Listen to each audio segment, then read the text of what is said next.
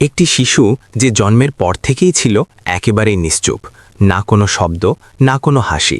Doctor, বিশেষজ্ঞ, এমনকি প্রভাবশালী লোকজন এবং একজন ধনী কোটিপতি বাবাও ছিলেন অসহায়। কিন্তু এক সকালে সেই ঠান্ডা এবং জনশূন্য আলিশান বাংলোয় হঠাৎ একটি পরিষ্কার এবং মধুর কণ্ঠস্বর প্রতিধ্বনিত হল, যা শুনে বাবার হাত থেকে কফির কাপ পড়ে গেল।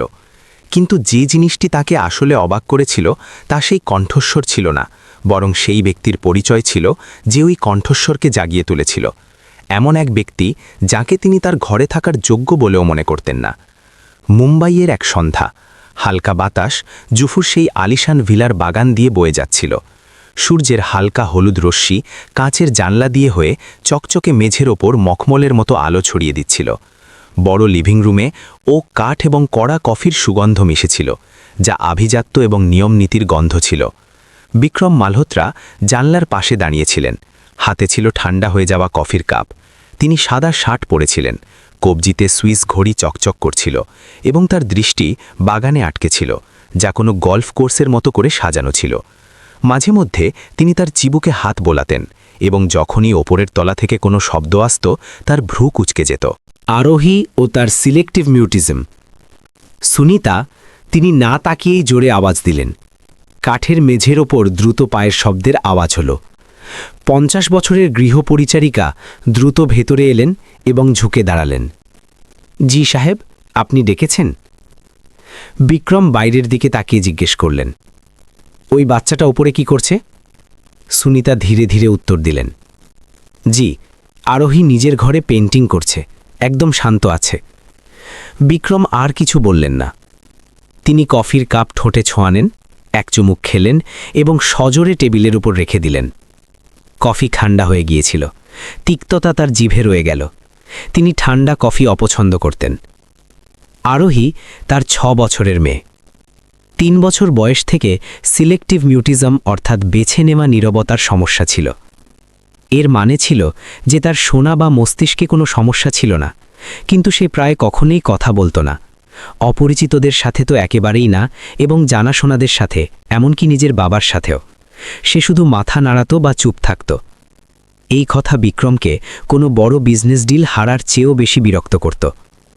তিনি তাকে অনেক মনোচিকিৎসক, থেরাপি বিশেষজ্ঞ এবং পুনর্বাসন কেন্দ্রে নিয়ে গিয়েছিলেন, কিন্তু প্রতিটি জায়গা থেকে কয়েক সপ্তাহ পর হতাশাই মিলেছিল। তাদের বক্তব্য ছিল যে শিশুটি নিজেকে বন্ধ করে নিয়েছে, তার সময় এবং একটি নিরাপদ আবেগীয় পরিবেশ প্রয়োজন। নতুন ন্যানি অঞ্জলির আগমন।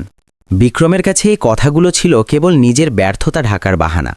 একটি শিশু যে কথা বলে না সে অস্বাভাবিক অর্থাৎ অ্যাবনর্ম, আর বিক্রমের দুনিয়ায় যে কোনো অস্বাভাবিক জিনিসকে লুকিয়ে রাখতে হতো।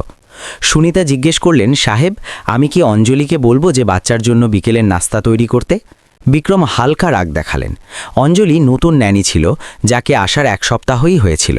ভালো প্রোফাইল, পরিষ্কার রেকর্ড, কম বেতনের দাবি এবং পুরনো হাউসকিপার মিসেস শর্মার সুপারিশে এসেছিল। কিন্তু বিক্রম কখনো খেয়াল করেননি তার কাছে ন্যানিও ছিল স্রেফ একজন চাকর, বদলানো যেতে পারত। ঠিক আছে, শুধু মনে রাখবে তাকে বলতে যে বাচ্চাকে যেন বেশি লাড পেয়ার আদর না করে। বাচ্চারা জেদি হলে তাদের শুধরে নিতে হয়, বিক্রম ধীরে বললেন এবং নিজের স্টাডি রুমের দিকে চলে গেলেন। দ্বিতীয় তলায় আরোহীর ঘর হালকা নীল রঙের ছিল, যাতে বাগানের দিকে খোলা বড় জানলা ছিল। স্টাডি টেবিলে রঙিন পেন্সিল, কাগজ এবং একটি ডোরাকাটা টি শার্ট পরা টেডি বিয়ার রাখা ছিল। অঞ্জলি আরোহীর পাশে বসেছিল, হাতে পেন্সিল নিয়ে, এবং পরম আদরে জিজ্ঞেস করছিল, তুমি কি মায়ের ছবি বানাতে চাও? আরোহী কোনো জবাব দিল না, শুধু মাথা নিচু করে নিল। সে কমলা রঙের ক্রেয়ন তুলল এবং কিছু গোল লাইন বানালো। তার চোখ কোথাও দূরে তাকিয়েছিল। অঞ্জলি হাসল। সে কোনো চাপ দিল না, সে এই নীরবতায় অভ্যস্ত হয়ে গিয়েছিল। নীরবতার ভেতর সুরের প্রতিধ্বনি। আসলে এই শিশুটির চোখে নীরবতা নয়, বরং ভুল বোঝার ভয় ছিল। ধীরে ধীরেই ঠিক। অঞ্জলি বাতাসের মতো হালকা স্বরে বলল, কাল আমি দেখলাম তুমি একটি লাল ড্রেস বানিয়েছিলে, খুব সুন্দর ছিল। আমার মনে হয় ওটা তোমার মায়ের ড্রেস ছিল, তাই না? এইবার আরোহী ধীরে হ্যাঁ সূচক মাথা নাড়ল। অঞ্জলি আর প্রশ্ন করল না। সে জানত যে লাগাতার প্রশ্নে শিশুটি আরও সহম বা ভয় পেতে পারে। এর বদলে সে টেবিলের ওপর হাত রাখল এবং কিছু আঁকাবাঁকা লাইন টেনে একটি বিড়াল বানালো। আরোহী দেখল এবং কাগজটিকে নিজের দিকে টেনে নিয়ে অঞ্জলির বিড়ালের জন্য বড় বড় গোল চোখ বানিয়ে দিল। দুজনেই একসঙ্গে হেসে উঠল, একটি হালকা হাসি যা পাতার সংঘর্ষের মতো ছিল। বিক্রম ওখান দিয়ে যাচ্ছিলেন এবং তিনি এই মুহূর্তটি দেখে নিলেন। তিনি পর্দার আড়ালে কিছু সেকেন্ডের জন্য থামলেন, অঞ্জলি এবং আরোহীকে মাথা নিচু করে হাসতে দেখলেন। না কোনো শব্দ, না কোনো পড়াশোনা, না কোনো বড় খেলা, শুধু একটি বিড়াল বানানো এবং হাসা। তিনি চুপচাপ এগিয়ে গেলেন, কিন্তু মনে কিছু একটা বিঁধল। তিনি আরোহীকে হাসতে অনেক সময় ধরে দেখেননি। রাতে অঞ্জলি যখন ঘর পরিষ্কার করছিল, সে টেডি বিয়ারের নিচে চাপা পড়া একটি কাগজ পেল। ক্রেয়ন দিয়ে বানানো একটি ছবি, যাতে দুজন মানুষ সাথে দাঁড়িয়েছিল। একজন লম্বা, যে লম্বা ড্রেস পরেছিল এবং চুল কোঁকড়ানো ছিল, এবং একটি ছোট মেয়ে যার দুটো পনিটেল ছিল। কোনায় আঁকাবাঁকা শব্দে লেখা ছিল মা এবং আমি। অঞ্জলি ধীরে কাগজ ভাঁজ করল, তার গলা ধরে এলো। শিশুটি নিজের মাকে এত মনে করত যে নিজের ভাঙ্গাচুরা স্মৃতিগুলোকে রং দিয়ে জীবিত করছিল, এবং সেই খালি জায়গায় বাবা কোথাও ছিলেন না। পাপা কখনো শোনেনি। অঞ্জলি ঘরে দেখল খেলনা, ছোট পিয়ানো, সব কিছু ছিল, কিন্তু একটি খুব জরুরি জিনিসের অভাব ছিল। অঞ্জলি ছবি ড্রয়ারে রাখল এবং লাইট বন্ধ করে দিল। রাত গভীর হল, ভিলা শান্ত হয়ে গেল, শুধু এসির গুঞ্জন এবং করিডরের হলুদ আলো বেঁচে ছিল। বিক্রম নিজের স্টাডি রুমে একা বসে প্রফিট রিপোর্ট দেখছিলেন। শব্দগুলো তার চোখের সামনে নাচছিল, কিন্তু মাথায় সন্ধ্যার সেই হাসি বাজছিল, সেই হালকা আওয়াজ যাকে তিনি কখনো জরুরি মনে করেননি। তিনি কলম নিচে রাখলেন এবং জানলার দিকে এগোলেন। বাইরে বাতাস পাতার ভেতর দিয়ে যাচ্ছিল, এবং তার হঠাৎ মনে পড়ল শেষবার আরোহী পাপা কবে বলেছিল, সম্ভবত তার স্ত্রীর গত হওয়ার আগে। তারপর থেকে এক লম্বা নীরবতা ছিল যা এখন পর্যন্ত চলে আসছিল। তখনই ওপর থেকে একটি আওয়াজ এলো, খুব ধীর কিন্তু পরিষ্কার পিয়ানোর আওয়াজ। বিক্রম অবাক হয়ে গেলেন। তিনি সুরটিকে ধ্যান দিয়ে শুনলেন, ধীর, মোলায়েম, পারফেক্ট নয় কিন্তু হৃদয় স্পর্শকারী। এবং তারপর একটি আওয়াজ প্রতিধ্বনিত হল, একটি কাঁচা এবং পরিষ্কার মেয়ের আওয়াজ, যে ফ্রেঞ্চ ভাষায় সেই গানই গাইছিল যা কখনো তার স্ত্রী গাইতেন। বিক্রম কেঁপে উঠলেন, হাত থেকে কফির কাপ পড়ে মেঝের ওপর ভেঙে গেল, এবং তিনি দ্রুত দ্বিতীয় তলার দিকে ছুটলেন। কাঠের সিঁড়িতে তার পায়ের আওয়াজ প্রতিধ্বনিত হল, যেন কোনো তুফান আসতে চলেছে। তিনি নিজের কানের ওপর বিশ্বাস করতে পারছিলেন না। ওই আওয়াজ নাজুক এবং থেমে থেমে আসছিল, কিন্তু ওটা মানুষের আওয়াজ ছিল, ওটা আরোহীর আওয়াজ ছিল। সত্যের মুখোমুখি ও চাকরিচ্যুতি। তিনি মেয়ের ঘরের দরজায় থামলেন। পিয়ানো এখনও বাজছিল, লা ক্লের ফন্টেন নামের সেই পরিচিত সুর। তার মুঠি শক্ত হয়ে গেল, হৃদয় জোরে ধরফর করতে লাগল। দরজা সামান্য খোলা ছিল এবং ভেতর থেকে উষ্ণ হলুদ আলো আসছিল। ফাটল দিয়ে তিনি দেখলেন যে তার মেয়ে ছোট পিয়ানোর পাশে দাঁড়িয়েছিল। দুটো পনিটেল সঙ্গীতের সাথে দুলছিল, তার ঠোঁট নড়ছিল এবং সে অবাক করে দেওয়ার মতো সঠিক উচ্চারণের সাথে ফ্রেঞ্চ গাইছিল।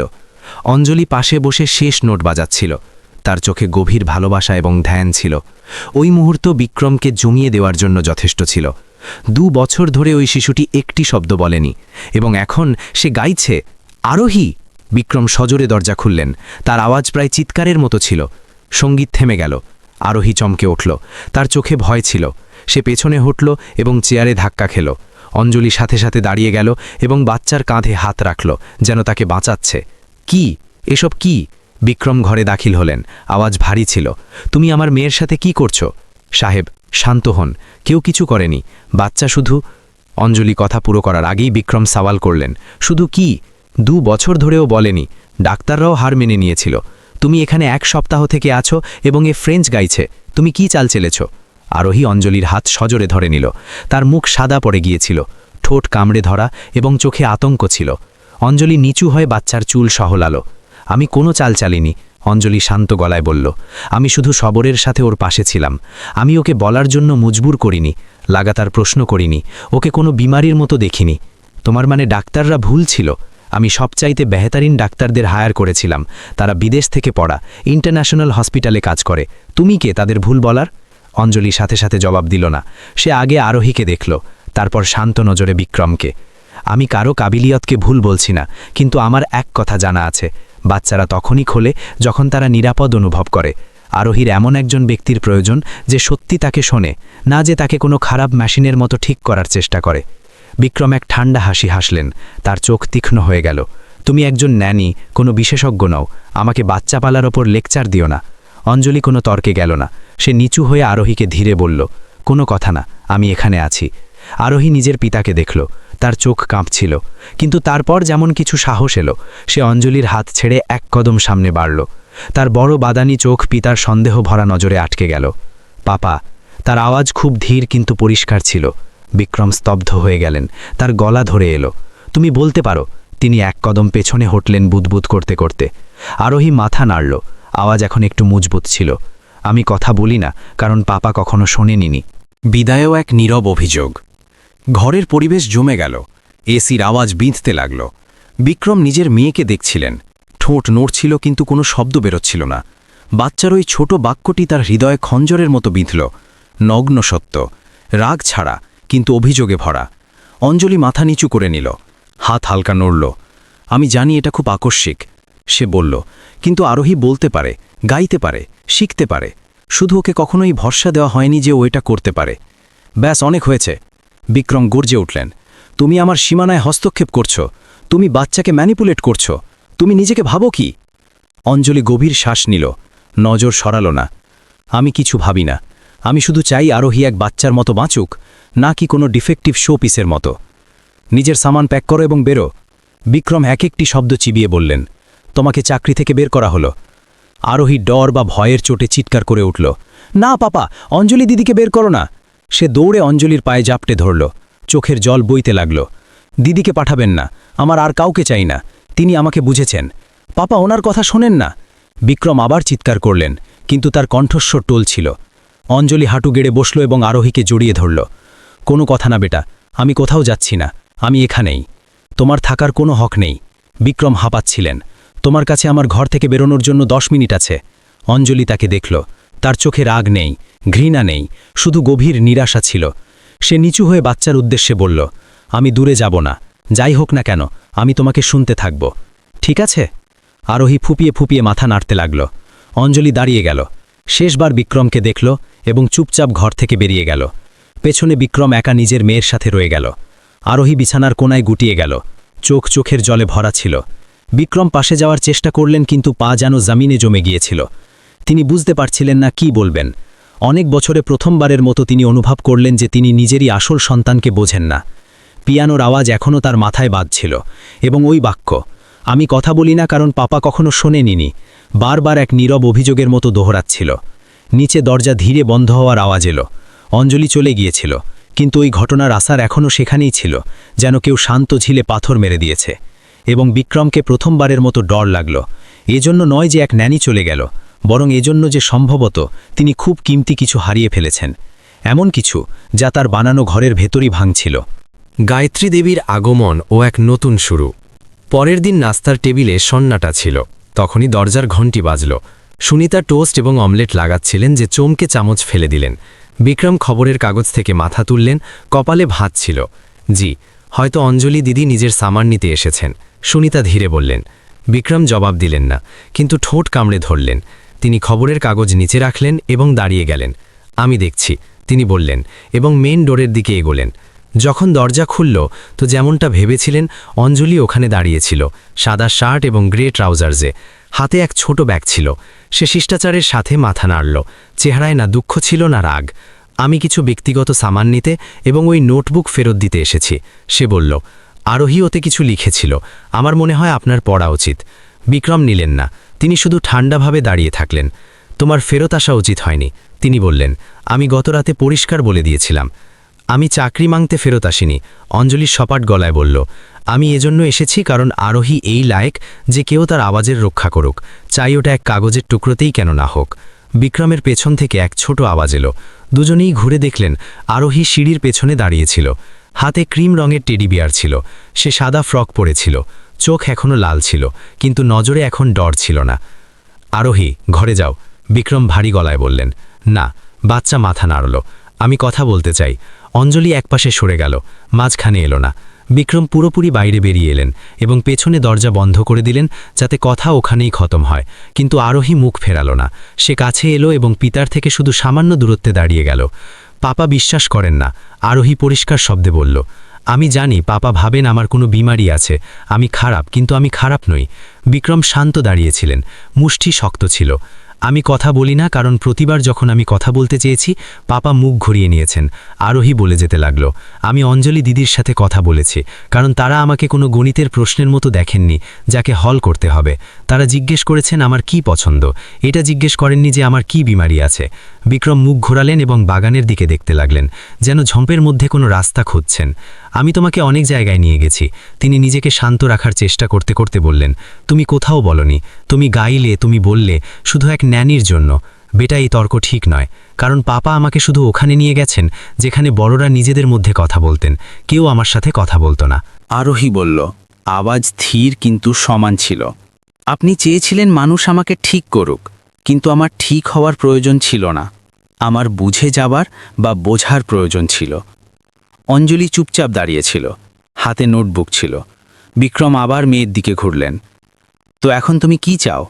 আরোহী চোখ তুলল। আমি চাই পাপা থেমে যান। অঞ্জলি দিদির জায়গায় অন্য কাউকে আনবেন না, আমাকে সমস্যা ভাববেন না। আমি পাপার ফেল হওয়া প্রজেক্ট নই। ওই বাক্য বিক্রমের অভিমানে এক ছোট সুইয়ের মতো বিঁধল। তিনি বিজনেস পার্টনারদের সমালোচনা শুনেছেন, মিডিয়ার আফুয়া বা গুজব শুনেছেন, কিন্তু আজ পর্যন্ত নিজেকে এতটা খালি কখনো অনুভব করেননি যতটা নিজের মেয়ের এই কথা শুনে। তিনি কিছু বলতে চাইলেন, কিন্তু গলা ধরে এলো। অঞ্জলি এই সন্নাটা ভাঙল। আমি জানি আপনি এটা শোনার জন্য তৈরি নন, কিন্তু আপনি শুরু করতে পারেন আরোহীর লেখা কথাগুলো পড়ে। বদলানোর জন্য নয়, বরং এক 6 বছরের বাচ্চা দুনিয়া সম্পর্কে কি ভাবে এটা বোঝার জন্য। সে নোটবুক এগিয়ে দিল। এইবার বিক্রম নিয়ে নিলেন নরম নীল রঙের কভারের নোটবুক, যার ওপর বিড়ালের ছোট স্টিকার লাগানো ছিল। তিনি প্রথম পাতা উল্টালেন। 5 মে। অঞ্জলি দিদি জিজ্ঞেস করলেন, আমি কি খুশি? আমি জানি না খুশি কেমন হয়। এখানে শান্তি আছে, কিন্তু আমার শান্তি পছন্দ না। আমার গান পছন্দ। মা গাইতো, কিন্তু মা চলে গেছে। পাপা গান না, পাপা হাসেন না। পাপা আমাকে এমন দেখেন যেন আমি কোনো ভুল জিনিস, কিন্তু আমি কোনো এক্সাম পেপার নই। তিনি পরের পাতা উল্টালেন। 8 মে। আজ দিদি আমাকে পিয়ানো শেখালেন। আমি গাওয়ার চেষ্টা করলাম। সে অবাক হয়নি, সে শুধু বলল, খুব ভালো আরোহী। আমার হালকা অনুভব হলো। বিক্রম নোটবুক বন্ধ করে দিলেন। আমি কাউকে নিজের ঘরের কথা লেখার ইজাজত দিই না। তিনি কড়াকড়িভাবে বললেন, এটা বাচ্চা লিখেছে, আমি শুধু সামলে রেখেছিলাম এবং এখন ফেরত দিচ্ছি। অঞ্জলি জবাব দিল। বিক্রম মেয়েকে দেখলেন। আরোহী এখনও সোজা দাঁড়িয়েছিল, চোখ চূড়াছিল না, দৃষ্টি সরাচ্ছিল না। যেমন বলছে, আমি এখন চুপ থাকব না। অসহায়ত্বের এহসাস শরম এবং চোটের মাঝে উঠে এলো। এজন্য নয় যে কেউ অপমান করেছে, বরং এজন্য যে তাদের ওই ঠান্ডা অবস্থার সামনা করতে হচ্ছিল যা তারা নিজেই পয়দা করেছিলেন। তিনি ধীরে বললেন, ভেতরে যাও। আরোহী দাঁড়িয়ে রইল। অঞ্জলি দিদি কি ভেতরে আসবে? বিক্রম অঞ্জলিকে দেখলেন, তারপর মেয়েকে। না, সে কাজ ছেড়ে দিয়েছে। তিনি ধীর গলায় বললেন। আরোহী মাথা নিচু করে নিল। এক ফোঁটা চোখের জল দ্রুত গাল বেয়ে পড়ল। সে জোরে কাঁদল না, শুধু পেছনে হটতে হটতে সিঁড়ির দিকে চলে গেল। হাতে এখনও টেডি বিয়ার ছিল। যখন তার কদমের আওয়াজ গায়েব হয়ে গেল, অঞ্জলি ঘুরল এবং হাঁটতে লাগল। কিন্তু গেট থেকে বাইরে বেরোনোর আগে সে এক কথা বলল, আপনি আমাকে ঘর থেকে বের করতে পারেন, কিন্তু আরোহীর আওয়াজকে দাবানো বা চেপে রাখা এখন এত সহজ হবে না। লোহার গেট বন্ধ হল, ধীরে কিন্তু ফয়সালার সাথে। বিক্রম একা দাঁড়িয়ে থাকলেন। হাতে নোটবুক হালকা কাঁপছিল, একটু রাগে এবং একটু এই জন্য যে প্রথমবারের মতো তাদের বিশ্বাস ছিল না যে তারা সঠিক। ঘরের ঘড়ি ধীরে 3 বার ঘণ্টা বাজালো। তারা ওপরের তলার দিকে দেখলেন, যেখানে আরোহী চুপচাপ নিজের দুনিয়ায় ফেরত যাচ্ছিল। এবং তারা জানতেন যে ওই মেয়ে এক সীমা পার করে ফেলেছে, এক দরজা খুলে গেছে। কিন্তু যদি তারা পেছনে না যান, তবে এই দূরত্ব কখনো খতম হবে না। বাগানের কোনায় বাতাস থেকে গোলাপি ফুল ঝরে তাদের জুতোর কাছে এসে পড়ল। তখনই তাদের ফোন ভাইব্রেট হলো। এক অজানা নাম্বার থেকে মেসেজ ছিল, আমি অ্যাডভোকেট রাজেশ বার্মা। আমাদের আরোহীর বিকাশ এবং বাল অধিকার চাইল্ড রাইটস সম্পর্কে কথা বলতে হবে। বিক্রম ফোন চেপে ধরলেন। তুফান তার চিন্তা থেকে বেশি গতিতে আসছিল। ওই দুপুরের তেজ রোদ সরাসরি আরোহীর ঘরের জানলা দিয়ে ভেতরে আসছিল। ওই খামোশ ঘরে সে মেঝের ওপর বসে নিজের পুরনো টেডি বিয়ারকে ছাতিতে জড়িয়ে ধরেছিল। তার নজর জানলার দিকে ছিল, যেখানে রোদ সময় মাপার পৈমানার মতো লম্বা লকির বানাচ্ছিল। অঞ্জলি চলে গিয়েছিল এবং সে ফেরত আসেনি। আরোহী এখন কাঁদছিল না, সে শুধু একদম চুপ ছিল। না পিয়ানো বাজাচ্ছিল, না ড্রয়িং করছিল, না কিছু লিখছিল। গত কিছু সপ্তাহে যেসব জিনিস তাকে খুশি দিয়েছিল তারা সব টেবিলের উপর বিরান পড়েছিল, কেউ সেগুলোতে হাত দেয়নি। নিচে হলে বিক্রম হাউসকিপার সুনিতাকে ডাকলেন। আরোহীর ঘর আবার ব্যবস্থিত করো, আজ সন্ধ্যায় নতুন ন্যানি কাজ সামলাতে আসছে। তারা ফাইল উল্টাতে উল্টাতে বললেন। তাদের চোখ ল্যাপটপের স্ক্রিন থেকে সরেনি। সুনিতা হিচকালেন, সাহেব কি পাক্কা যে এমনটা করা ঠিক হবে? বিক্রম মাথা তুললেন। কি, তুমি আমার ফয়সালার উপর সাবাল তুলছ?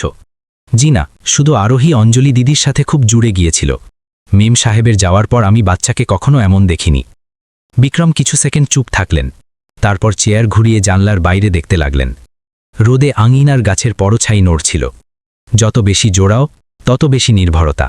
তারা ধীর গলায় বললেন, আমি চাই না যে আমার মেয়ের আবেগীয় বিকাশ কোনো অজানার ওপর নির্ভর হোক।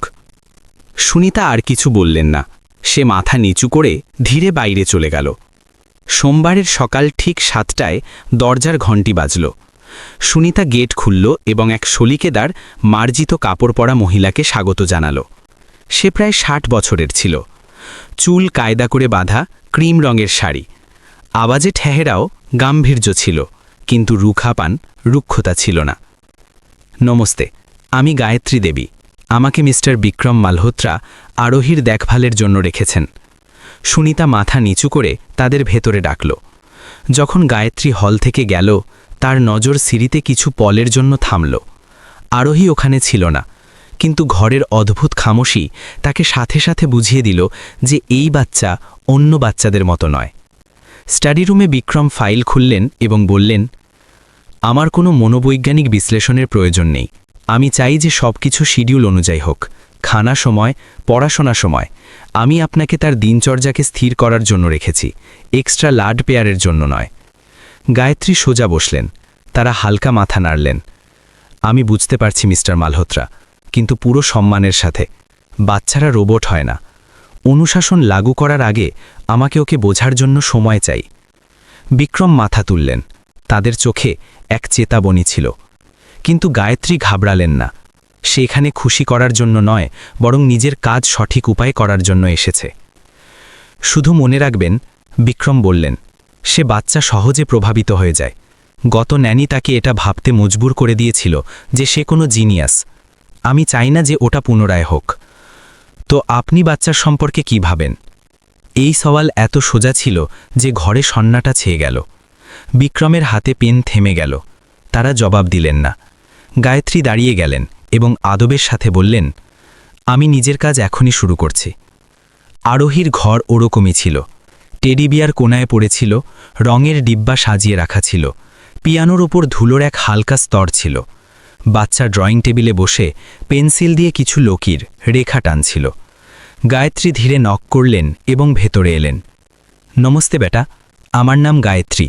যদি তুমি চাও তো আমি কিছুদিন তোমার সাথে থাকব। আরোহী জবাব দিল না। সে মাথা তুলে তাদের দেখল। তার চোখ গভীর কুয়োর মতো ঠান্ডা ছিল। আমি জানি তুমি এক খুব খাস বন্ধুকে হারিয়েছ। গায়ত্রী নিজের কথা জারি রাখলেন, আওয়াজ নরম ছিল। আমি অঞ্জলির জায়গা নিতে আসিনি। কোনো খাস মানুষের জায়গা কেউ নিতে পারে না।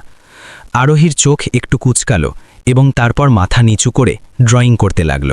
নীরবতার ভাষা ও গায়ত্রীর পর্যবেক্ষণ। গায়ত্রী ধীরে ধীরে মেজ বা টেবিলের কাছে এলেন। বসলেন না, তিনি শুধু সেখানে দাঁড়িয়ে রইলেন। 1 মিনিট, 2 মিনিট, 3 মিনিট।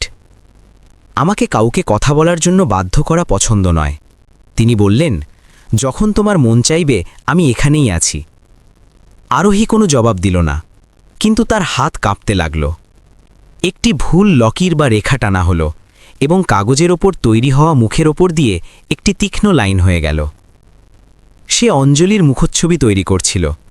2 দিন কেটে গেল। আরোহী একটি শব্দও বলেনি, না হাসি, না পিয়ানোতে হাত দেওয়া। খাওয়ার সময় সে শুধু কয়েক গ্রাস খেত, এবং থালা সরিয়ে দিত। সুনিতা চিন্তিত হতে শুরু করেছিলেন, কিন্তু গায়ত্রী ধৈর্যের সাথে নিজের ছোট নোটবুকে প্রতিটি আচরণ নোট করছিলেন। বিক্রমের সাথে সংঘাত ও গায়ত্রীর সতর্ক বার্তা। তৃতীয় দিন সন্ধ্যায় গায়ত্রী বিক্রমের সাথে দেখা করতে লাইব্রেরিতে গেলেন। বাচ্চার মধ্যে মৃদু ডিপ্রেশন বা অবসাদের লক্ষণ আছে। যদি এটি চলতে থাকে তবে সে নিজেকে পুরোপুরি আলাদা করে ফেলতে পারে। বিক্রম ফাইল বন্ধ করার শব্দ থামিয়ে দিয়েছিলেন। আমার আপনার ডায়াগনোসিসের প্রয়োজন নেই। আমি বিশেষজ্ঞদের কাছ থেকে অনেক কিছু শুনেছি, কিন্তু কেউ আরোহীকে দৈনন্দিন জীবনে সেভাবে দেখেনি যেভাবে আমি দেখছি। গায়ত্রী জবাব দিলেন, বাচ্চার আর একজন ন্যানির প্রয়োজন নেই, তার একজন পিতার প্রয়োজন। বিক্রম গায়ত্রীকে অনেকক্ষণ দেখলেন এবং তারপর নিচু স্বরে বললেন, আমার কাছে পিতা হওয়ার দক্ষতা নেই। গায়ত্রী বললেন, কেউ শিখে জন্মায় না, কিন্তু একটি 6 বছরের বাচ্চা যদি চেষ্টা করতে পারে তবে একজন বড় মানুষ কেন করতে পারে না? বিক্রম কোনো তর্ক করলেন না, কিন্তু তার নজর বা চোখে শীতলতা চলে এলো। যদি আপনার মনে হয় যে আপনি এই কাজের জন্য সঠিক নন, তবে আমি অন্য কাউকে খুঁজতে পারি। গায়ত্রী দাঁড়িয়ে গেলেন, নিজের নোটবুক তুলে নিলেন। যাওয়ার আগে তিনি শুধু একটি কথা বললেন, প্রশ্ন এটি নয় যে এই কাজের জন্য কে সঠিক, প্রশ্ন এটি যে আপনি কি সত্যিই চান যে কেউ আরোহীর জন্য সঠিক হোক। চিরকুট ও অঞ্জলির গোপন মেসেজ। সেই রাতে গায়ত্রী আরোহীর জন্য হালকা খাবার নিয়ে ঘরে গেলেন। ট্রে রাখার সময় তিনি কিছু বললেন না, শুধু টোস্টের পাশে একটি চিরকুট রেখে দিলেন। কাগজে তিনি লিখেছিলেন, আমি জানি তোমার অঞ্জলি দিদির কথা মনে পড়ছে। যদি তুমি কাউকে বলতে চাও তবে আমি ওয়াদা করছি, আমি মাঝখানে বলবো না, শুধু শুনব। আরোহী তার দিকে তাকায়নি, কিন্তু যখন গায়ত্রী চলে গেলেন তখন বাচ্চাটি পেন্সিল তুলে চিরকুটের পেছনে শুধু একটি লাইন লিখল। সে ছেড়ে যায়নি, তাকে বের করে দেওয়া হয়েছে। গভীর রাতে গায়ত্রী টেবিলের ওপর সেই চিরকুটটি পেলেন। পড়ার পর তিনি কিছু বললেন না, শুধু চুপচাপ সেটি নিজের নোটবুকে রেখে দিলেন। কিন্তু ঠিক তারপরেই তার ফোন ভাইব্রেট হলো। একটি অজানা নম্বর থেকে মেসেজ ছিল, গায়ত্রীজি, আমি অঞ্জলি, আরোহীর পুরনো ন্যানি। আমি জানি আপনি একজন পেশাদার। যদি আপনি বাচ্চার আচরণে কোনো অস্বাভাবিকতা দেখেন তবে দয়া করে যোগাযোগে থাকবেন, তার একজন সাথীর প্রয়োজন। গায়ত্রী স্ক্রিনের দিকে অনেকক্ষণ দেখলেন এবং তারপর জবাব টাইপ করলেন, আমি দেখেছি এবং আমি শুনছি। আরোহীর আঁকা ছবি ও বিক্রমের উদাসীনতা। পরদিন সকালে বিছানা ঠিক করার সময় গায়ত্রী আরোহীর বালিশের নিচে 4 ভাঁজে মোড়ানো একটি কাগজ পেলেন। খোলার পর তিনি দেখলেন যে বাচ্চাটি 3 জনের ছবি এঁকেছে। একজন ছোট চুলের পুরুষ, পাপা, একজন কোকড়ানো চুলের মেয়ে, অঞ্জলি, এবং মাঝখানে 2 জনের হাত ধরে থাকা একটি ছোট বাচ্চা। নিচে আঁকাবাঁকা অক্ষরে লেখা ছিল, পাপা, আমি, দিদি। গায়ত্রী কাগজটি ভাঁজ করলেন এবং গভীর দীর্ঘশ্বাস নিলেন। বাচ্চাটি এখনও আশা করছে, এখনও অপেক্ষা করছে, এবং যে একমাত্র মানুষটি এটি দেখতে প্রস্তুত ছিল না সে ছিল তার পিতা। সেই সন্ধ্যায় যখন আরোহী পিয়ানোর পাশে একা বসেছিল, গায়ত্রী কাছে এলেন।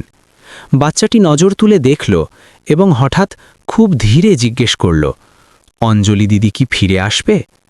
গায়ত্রী ধীরে জবাব দিলেন, আমি নিশ্চিত জানি না, কিন্তু যদি তুমি তার সাথে দেখা করতে চাও তবে আমি চেষ্টা করব। আরোহী জবাব দিল না। সে ঝুঁকে পিয়ানোর একটি কি হালকা করে চাপল। একটি সুর প্রতিধ্বনিত হল, শ্বাসের মতো সূক্ষ্ম, এবং তারপর সে চুপ হয়ে গেল। কিন্তু একটি ছোট পরিবর্তন ঘটে গিয়েছিল, এবং গায়ত্রী জানতেন যে এই লড়াই শেষ হয়নি, এটি তো কেবল শুরু হয়েছে। আইনি হুমকি ও বিক্রমের মানসিক দহন। করিডোরের শেষে অন্ধকারে বিক্রম চুপচাপ দাঁড়িয়েছিলেন। তিনি সবকিছু শুনে নিয়েছিলেন, কিন্তু ভেতরে যাওয়ার পরিবর্তে তিনি সব সময়ের মতো ঘুরে নিজের স্টাডি রুমে দরজা বন্ধ করে নিলেন। কিন্তু এইবার গায়ত্রী শান্ত হয়ে বসার পাত্রী ছিলেন না। পরের দিন সকালে বিক্রমের টেবিলে কাগজের একটি স্তূপ রাখা ছিল। আরোহীর মানসিক স্থিতির ডেইলি রিপোর্ট, তার ভেঙে যাওয়া বাক্যের নোটস, একাকিত্ব প্রদর্শনকারী চিত্র এবং শেষে সেই ছবি, পাপা, আমি, দিদি। সাথে গায়ত্রীর একটি ছোট নোট ছিল, যদি আপনি এখনও উপেক্ষা করতে চান তবে হয়তো আপনার অন্যদের অসহায় বলা বন্ধ করে দেওয়া উচিত। বিক্রম কাগজটিকে মুঠোর মধ্যে পিষে ফেললেন। ঠিক সেই সময় ফোনের ঘণ্টি বাজল। স্ক্রিনে নাম এলো অ্যাডভোকেট রাজেশ বার্মা। তিনি এক পলক ইতস্তত করে ফোন তুললেন। হ্যালো। অন্যদিক থেকে একটি মাপা, শীতল এবং দৃঢ় কণ্ঠস্বর এলো। মিস্টার বিক্রম মালহোত্রা, আমি আপনাকে অফিসিয়াল সূচনা বা নোটিশ দেওয়ার জন্য ফোন করছি। আমরা আপনার মেয়ে আরোহীর সাথে যুক্ত চাইল্ড সুপারভিশন ইন্টারভেনশন অর্থাৎ শিশু তদারকি হস্তক্ষেপের জন্য প্রমাণ সংগ্রহ করছি। রুমের বাতাস ভারী হয়ে গেল এবং প্রথমবার বিক্রম বুঝতে পারলেন না কি বলবেন। ফোনে ক্লিকের আওয়াজ হলো, কিন্তু তার সাথে একটি শীতল ঢেউ বিক্রমের হাতের তালু পর্যন্ত পৌঁছে গেল। মিস্টার বিক্রম মালহোত্রা, আওয়াজ পরিষ্কার এবং স্পষ্ট ছিল। জি, আমি শুনছি। বিক্রম সোজা হয়ে বসলেন। নজর কম্পিউটার স্ক্রিনে জমেছিল, কিন্তু মাথা খালি ছিল। আমি রাজেশ বার্মা, শিশু সুরক্ষা এবং কাস্টাডি মামলার উকিল। আমি একটি তৃতীয় পক্ষ অর্থাৎ থার্ড পার্টির প্রতিনিধিত্ব করছি, যারা আপনার মেয়ে আরোহীর মানসিক বিকাশ এবং অধিকার নিয়ে চিন্তিত। বিক্রম চোখ শুরু করলেন। কোন তৃতীয় পক্ষ? এটি কে? আপাতত আইনি কারণে আমি নাম বলতে পারবো না। কিন্তু আমি আপনাকে সূচিত করতে চাই যে আমরা চাইল্ড ওয়েলফেয়ার কমিটি CWC এবং নারী ও শিশু উন্নয়ন বিভাগে আপনার পরিবারের লালন পালনের শর্তাবলী তদন্তের জন্য আবেদন দিয়েছি। বিক্রম মুঠি পাকালেন। এটি কি রসিকতা? এর পেছনে কে আছে? এটি কোনো খেলা নয় মিস্টার মালহোত্রা। উকিল ভার্মা একই সমতল আওয়াজে জবাব দিলেন। আমাদের কাছে প্রমাণ আছে যা দেখায় যে বাচ্চার সাথে দীর্ঘ সময় ধরে মানসিক অবহেলা হচ্ছে এবং তাকে একটি অসুরক্ষিত পরিবেশে রাখা হয়েছে। যদি এটি প্রমাণিত হয় তবে বিভাগ নজরদারির আদেশ দিতে পারে বা গম্ভীর মামলায় কাস্টাডি বা অভিভাবকত্বের অস্থায়ী হস্তান্তরও হতে পারে। কাস্টাডি হস্তান্তর? বিক্রম নিজের চেয়ার থেকে লাফিয়ে উঠলেন। আমি তার আপন পিতা, এবং এটি আপনাকে আপনার দায়িত্ব থেকে মুক্ত করে না। ভার্মা তৎক্ষণাৎ বললেন, আইন পিতা হওয়ার অধিকার রক্ষা করে না যদি সেই অধিকার বাচ্চার ক্ষতি করে। রুমে নিস্তব্ধতা ছড়িয়ে পড়ল। বিক্রম জানালার দিকে এগিয়ে গেলেন এবং পর্দা এত জোরে টানলেন যে কাপড় ছিঁড়ে যাওয়ার উপক্রম হল। তিনি নিচে শান্ত বাগান দেখলেন, যা কখনো তার পূর্ণ নিয়ন্ত্রণের প্রতীক ছিল, এখন হঠাৎ নাজুক মনে হচ্ছিল। আপনি কি চান? বিক্রম জিজ্ঞেস করলেন। গলা ধরে এসেছিল। আমরা প্রস্তাব দিচ্ছি যে পরবর্তী 48 ঘণ্টায় একটি মিটিং হোক, যাতে আপনাকে নিজের পক্ষ রাখার সুযোগ দেওয়া হয়। সাথে বিভাগের একজন আধিকারিক না জানিয়ে বাড়ি পরিদর্শন করবেন, যা প্রক্রিয়ার অংশ।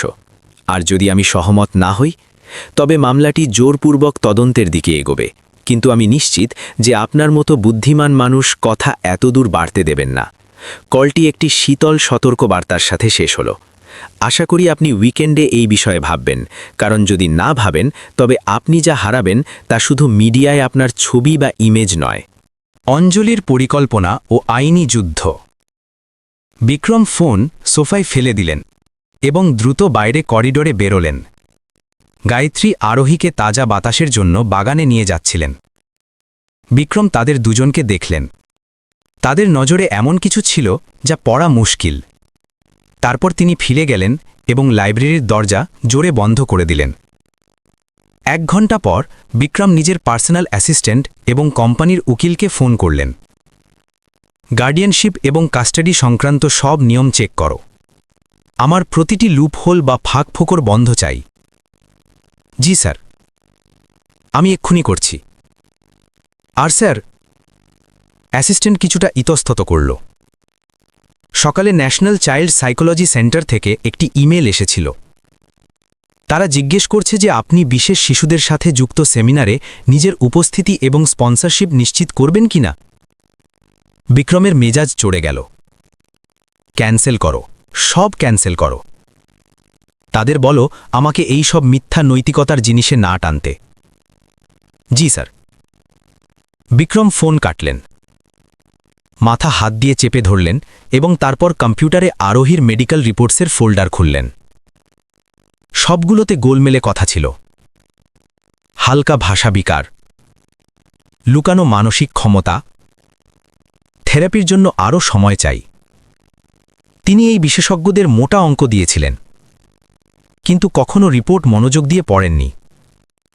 যতক্ষণ তারা এই নিষ্কর্ষ বা রেজাল্ট দিত যে বাচ্চার বিশেষ সহায়তার প্রয়োজন, বিক্রমের জন্য এটুকুই যথেষ্ট ছিল যাতে তিনি এই কাহিনী বজায় রাখতে পারেন যে বাচ্চাটি সাধারণ নয় এবং নিজের দূরত্বকে জায়েজ বা সঠিক বলতে পারেন।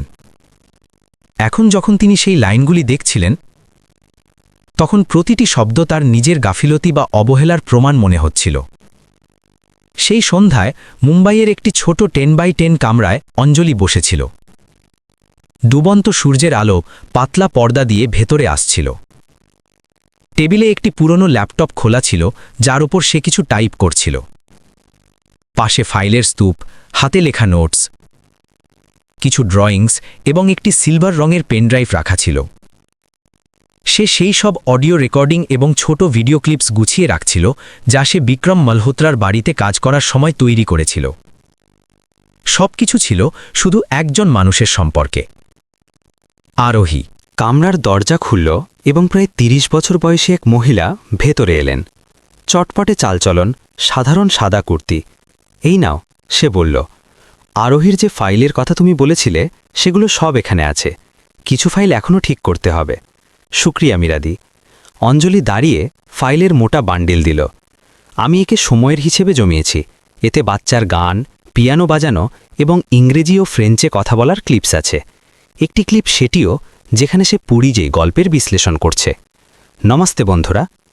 মীরা আইয়ার মুম্বাই ইউনিভার্সিটিতে চাইল্ড সাইকোলজির প্রফেসর চেয়ারে বসলেন এবং পাতা উল্টাতে শুরু করলেন। প্রতিটি পাতায় বাচ্চার কাঁচা হাতের লেখা, কিন্তু গভীর ভাব, সজীব চিত্র এবং সেই ইমোশন চার্ট ছিল যা অঞ্জলি আরোহীকে দিয়ে নিজের জন্য তৈরি করিয়েছিল। 6 বছরের বাচ্চা যে প্রতীক এবং রঙের মাধ্যমে নিজের জজবাত বা আবেগ বোঝাচ্ছিল। এটি শুধু হুঁশিয়ারি বা চতুরতা নয়। মীরা নথিপত্র থেকে নজর না সরিয়ে বললেন, এটি একটি খুব বিশেষ বাচ্চার লক্ষণ, যার ইকিউ অনেক উঁচু এবং ভাষার বোধ আশ্চর্যজনক। অঞ্জলি মাথা নাড়ল, কিন্তু তার পিতা তার সাথে এমন ব্যবহার করেন যেন সে কোনো ডিফেক্টিভ প্রোডাক্ট, কারণ তিনি জানেন না বা জানতে চান না। মীরা জিজ্ঞেস করলেন, দুটোই? অঞ্জলি তৎক্ষণাৎ জবাব দিল, তার কাছে বিশেষজ্ঞদের রাখার জন্য অনেক টাকা আছে, কিন্তু তিনি সেই সব জিনিসে বিশ্বাস করেন না যা তার ছাঁচে ফিট হয় না। মীরা চেয়ারে হেলান দিয়ে বসলেন। তো তুমি এই ফাইলগুলো নিয়ে কি করতে চাও? মিডিয়াকে পাঠাবে না শিক্ষা বিভাগকে? অঞ্জলি কিছু সেকেন্ড চুপ রইল, তারপর ধীরে বলল, আমি চাই বড় মানুষ আরোহীর মতো বাচ্চাদের দেখার দৃষ্টিভঙ্গি বদলাক, শুধু তার পিতাকে ভুল প্রমাণ করার জন্য নয়, বরং সেই বাচ্চাদের বাঁচানোর জন্য যাদের শুধু এই কারণে শোধরানোর চেষ্টা করা হয় কারণ তারা উম্মিদ বা প্রত্যাশা অনুযায়ী চলে না। মীরা থুতনিতে হাত রাখলেন। তুমি জানো তুমি কার সাথে পাঙ্গা নিচ্ছ? বিক্রম মালহোত্রা, যার কাছে মুম্বাইয়ের সবচেয়ে বড় টাউনশিপস আছে, যে শিক্ষা জগতের সেমিনারগুলোর মুখ্য স্পন্সর। যদি তুমি এটি করো তবে আইনি লড়াইয়ের জন্য তৈরি থেকো। আমি ভয় পাই না, অঞ্জলি দৃঢ়ভাবে বলল, কারণ আরোহী আমাকে একটি কথা বলেছিল, যদি কেউ আমার উপর বিশ্বাস না করে তবে আমি নিজে প্রমাণ করব। আমি এখন আর পিছু হটতে পারি না। তখনই ফোনের ঘণ্টি বাজল। অঞ্জলি স্ক্রিন দেখল। অ্যাডভোকেট রাজেশ ভার্মার কল ছিল। সে স্পিকার অন করল। জি স্যার, আমি শুনছি। উকিলের পরিষ্কার আওয়াজ এলো, আমি তোমার পাঠানো নথিপত্র দেখেছি। বাচ্চার ফ্রেঞ্চে গান এবং বিশ্লেষণ খুব দামি বা মূল্যবান, কিন্তু সবচেয়ে গুরুত্বপূর্ণ সেই অংশ যেখানে সে তার পিতা দ্বারা উপেক্ষা করার বিষয়ে নিজের অনুভূতির কথা বলছে। অঞ্জলি জিজ্ঞেস করল, আপনার কি মনে হয় আইনি হস্তক্ষেপের জন্য এটি যথেষ্ট? তাত্ত্বিকভাবে মামলা করার জন্য এটি এখনও যথেষ্ট নয়, কিন্তু যদি আমরা এটি প্রমাণ করে দিই যে ইমোশনাল নেগলেক্ট বা মানসিক অবহেলা দীর্ঘ সময় ধরে চলছে এবং বাচ্চার মনোবিজ্ঞানের উপর প্রভাব ফেলছে, তবে আমরা দেখভালের অধিকারের দাবি করতে পারি। মীরা মাঝখানে বললেন, আমি হালকা আঘাত এবং আত্মরক্ষামূলক মনস্তাত্ত্বিক প্রতিক্রিয়া পুষ্টি করতে সাহায্য করতে পারি, কিন্তু আমার নজরদারির জন্য আরও সময় চাই। উকিল ভার্মা জবাব দিলেন, তবে আমাদের মিলেমিশে কাজ করতে হবে। আমার সম্পর্ক মহিলা ও শিশু উন্নয়ন বিভাগের শিশু সুরক্ষা ইউনিটের সাথে আছে। যদি আমরা মিরাজির মতো বিশেষজ্ঞের স্বাক্ষরের সাথে একটি প্রাথমিক রিপোর্ট পেশ করি তবে তারা স্বাধীন মূল্যায়ন শুরু করতে পারে। অঞ্জলি তৎক্ষণাৎ বলল, আমার কাছে পুরো নোটস আছে, আমি আজ দুপুরেই কপি জমা দিতে পারি। ভালো, কিন্তু অঞ্জলি, উকিলের আওয়াজ গম্ভীর হয়ে গেল, তোমাকে বুঝতে হবে এই মুহূর্ত থেকে তুমি শুধু একজন ন্যানি নও, তুমি এমন একটি মামলার শুরু করছো যা শহরের সবচেয়ে ক্ষমতাশালী পরিবারগুলোর একটিকে প্রভাবিত করতে পারে। আমি জানি, সে বিনা দ্বিধায় জবাব দিল, এবং আমার এটি মঞ্জুর। মীরা দাঁড়িয়ে অঞ্জলির সাথে হাত মেলালেন। আজ রাতে আমি প্রাথমিক মূল্যায়ন রিপোর্ট পাঠিয়ে দেব, কিন্তু একটি কাজ তোমাকে এখনই করতে হবে। কি? তুমি প্রথম দিন থেকে এখন পর্যন্ত যা কিছু দেখেছ, শুনেছ এবং অনুভব করেছ তার একটি পূর্ণ লিখিত বয়ান তৈরি করো। প্রতিটি ছোট ডিটেল জরুরি এবং তোমাকে দরকার পড়লে আদালতে এটি পড়ার জন্য তৈরি থাকতে হবে। অঞ্জলি মাথা নাড়ল। আমি এখনই করছি। সাক্ষীর জবানবন্দি ও পাল্টা নোটিশ। যখন দুজনে চলে গেলেন, অঞ্জলি মেঝে বা টেবিলে বসল এবং একটি নতুন নোটবুক খুলল। প্রথম পাতায় সে লাল পেন দিয়ে লিখল, আরোহীর ফাইল, একজন সাক্ষীর জবানবন্দি। সে ঘণ্টার পর ঘণ্টা বসে রইল, হাতে এক একটি কথা লিখতে থাকল। আরোহীর খামোশ বা নীরব চোখ থেকে প্রথম সাক্ষাৎ থেকে শুরু করে তার ইতালিয়ানে গুনগুন করা, বিক্রমের বেসামাল রাগ এবং কিভাবে সে নীরবতায় সেই বাচ্চাকে ভেঙে পড়তে দেখেছে। প্রতিটি শব্দ লেখা ছিল সেই ধনী বাবার বানানো মিথ্যা দুনিয়ার উপর একটি আঘাতের মতো। কিন্তু লিখতে লিখতে অঞ্জলি হালকা অনুভব করল সে একা ছিল না, এবং এইবার আরোহীও একা ছিল না।